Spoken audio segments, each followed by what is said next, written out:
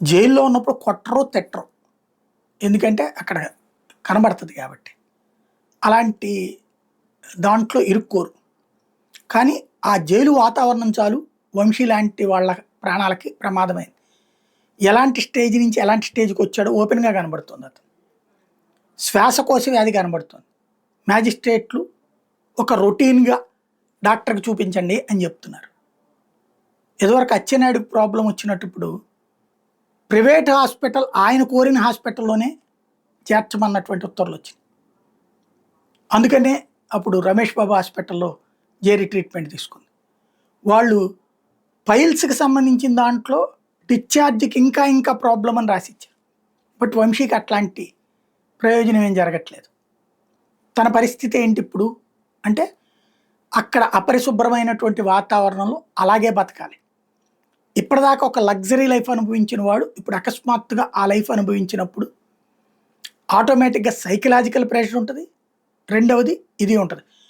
Tea చేతికి అందించేటటువంటోళ్ళు, cup అవతలకి తీసుకెళ్ళేవాళ్ళు, మంచినీళ్ళ గ్లాసులు అందించేవాళ్ళు, ఇలాగ ప్రతి దానికి అడుగడుగున సేవలు అందుకునేవాడు. ప్రతి పని తనే చేసుకుంటూ. తన గిన్నె తనే కడుక్కోవాలా, తన మంచినీళ్ళు తనే తాగాలా, తెచ్చుకుని చెయ్యాలా.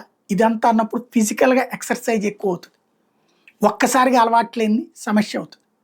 అపరిశుభ్ర వాతావరణం తనే కడుక్కోవాలా. అందులో ఇప్పుడు అధికారంలో ఉన్నది కాబట్టి అక్కడ అతనికి ఏ విధమైన సర్వీస్ అందులో ఇది కూడా పెట్టారు సీసీ. కాబట్టి ఏ విధమైన సర్వీస్ వేరే వాళ్ళతో చేయనియ్యరు. మామూలుగా అయితే డబ్బులిస్తే చేసి పెట్టేటటువంటి మిగతా ఖైదీలుంటారు. చేపించుకోవచ్చు. జైలు అధికారులు కూడా సహకరించేస్తారు. ఇప్పుడు అట్లా చేయనియట్లా. వాళ్ళ ఉద్యోగాలకి అక్కడ అందుకనే ఎగనెస్ట్‌గా ఉండే వాళ్ళని తీసుకొచ్చి పెట్టారు. ఓవరాల్‌గా తీవ్రమైనటువంటి కాన్సెప్ట్‌తో నడుస్తున్నటువంటి పరిస్థితి. ఇప్పుడు మళ్ళీ ఇంకొక కేసులో 2 రోజులు పోలీస్ కస్టడీ విచారణ. ఆ తర్వాత బయటకొచ్చి తర్వాత బెయిలేసి అందులో బెయిల్ వచ్చేటప్పటికి ఇంకొక కేసు రెడీలో ఉంది. కాబట్టి ఇంకో నెల, నెలన్నర దాకా వచ్చే పరిస్థితి లేదు. ఈ లోపు ఈ శ్వాసకోశ వ్యాధి ముదురుతోంది.